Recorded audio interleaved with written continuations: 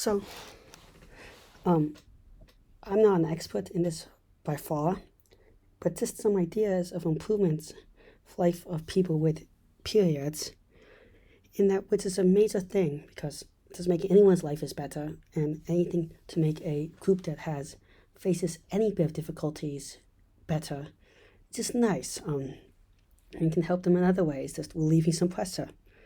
One is that tampons cause toxic sock syndrome rarely, and there's many reasons for this. Just inserting in and out anything can cause more likely to cause bacterial infections and stuff. But one thing is that tampons cause a change in the pH. pH roughly is how much hydrogen molecules are in a thing, well, in a solution compared to everything else. The lower the pH, actually the more H plus, not hydrogen, but H plus with its proton, the more acidic it is. The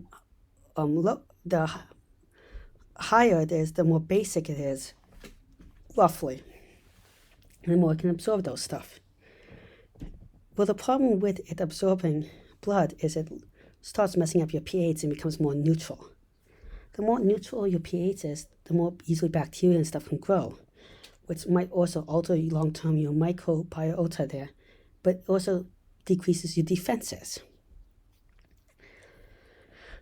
The way I believe around that is maybe we can have tampons with a buffer. Now, your body has a ton of buffers, and many buffers are safe.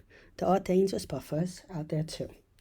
But buffers, your blood has natural buffers in it, your intestinal fluids, your mucus even. Milk has natural buffers in it. Also, natural is not always safer because you can have some of the most toxic things are natural. But my point is that a lot of things in your body have buffers in them. And how buffers work is that buffers can counteract the effect of having too little H plus or too much by either acting as more base or acidic depending on the environment. And I'm going to try to show that very, very easily with an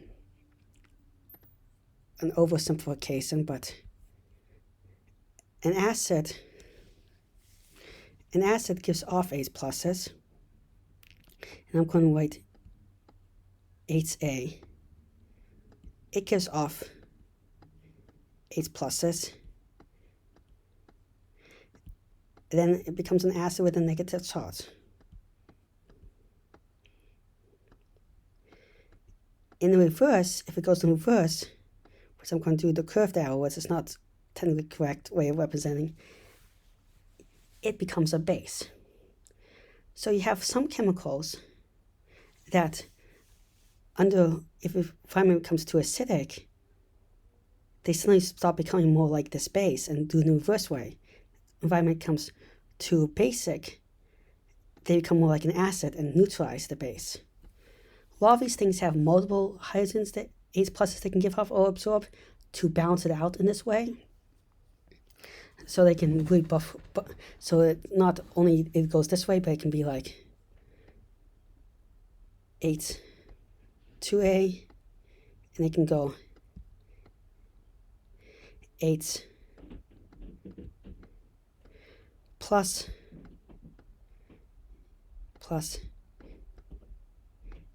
A minus H, then they can come 2H plus H running out of space plus A 2 minus. But you get the idea. And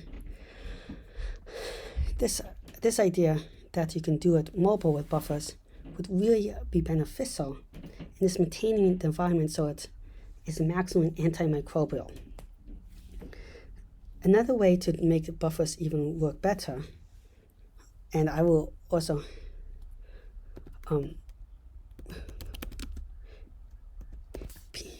I'll also do it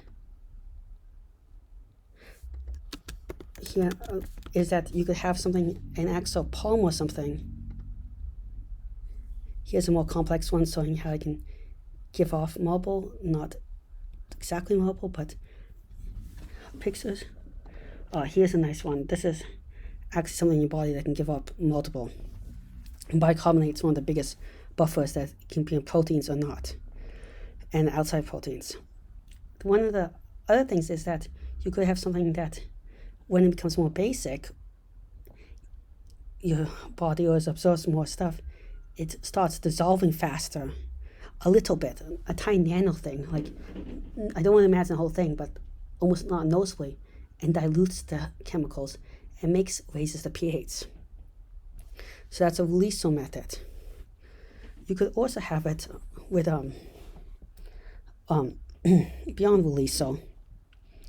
You could have it have, how would I say it? You could, beyond Releaso, you could have try putting antimicrobial peptides or proteins that also work as buffers, and all this stuff to adjust it. This would also mean that you could potentially have tampons that now absorb more blood and not too little, so it dries you out better, but you don't have the negative effects as much worry about getting poisoned by it. And the less changing you have to do, maybe less bacteria introducing in and out of the system. So that could actually even work better in reducing it together if you have to change it less often. You have a higher absorbency, but you don't have to worry about pH effect as much. Buffers that occur naturally in the body include a bunch of proteins, which makes everything out of you, and a bunch of salts, but like baking soda and stuff. That's just some of them. Hormones. Oh yeah, and also you could even make it release also depending on how much water absorbs, it releases it, not only just the pH, if you want to more fine-tune it. The next one is you could put hormones or birth control or some other form of birth control in the tampons and make it better line up with your hormone cycle, which all birth control is based on disrupting your hormone cycle, but everyone's hormone cycle is not the nice 28-day period. It varies a lot more. But if you use it during the period, you're more likely to have this part of it match up more directly with your hormone cycle. So potentially, and it's also closer than a pill to the actual source that needs the effect, so you could also lower the doses that way. So potentially less side effects. Potentially. You would have to figure out how to get dosing right, and it's different routes, so dosing will be different. You could also potentially use it to have these hormones lower the effects of having a period in the first place. You could also try it with, there's also some more risky birth control methods, like with copper or something. And the problem with copper is a wonderful, copper IUDs are wonderful IUDs, but I say that, but they also have, for rare percentage people are allergic to copper, in which case they're much worse. But if you had something like this in it, you could see if you have the negative side effect, take it out. If you do, and it's a lot less than putting in your body for years. Potential thing. If you don't have copper allergy, it's actually safer. The other thing I've thought about, this more high-tech adventure, is having it have a built-in blood test of some sort. And by built-in blood test, maybe not built-in. You could have a built-in one where it changes color or something, depending if it detects something in your blood. And there's a lot of people working on colorimetric assays. What's colorimetric? This means assays with color, metric, METRIC. Or you could have it that you have a blood sample and you send it to a little device that analyzes it to see if you have enough iron, other things in it. It's more of a way to check up on your monthly health. Well, not monthly health, but you get what I'm trying to say. And other health, especially down there. Thank you very much for listening. Please like and subscribe.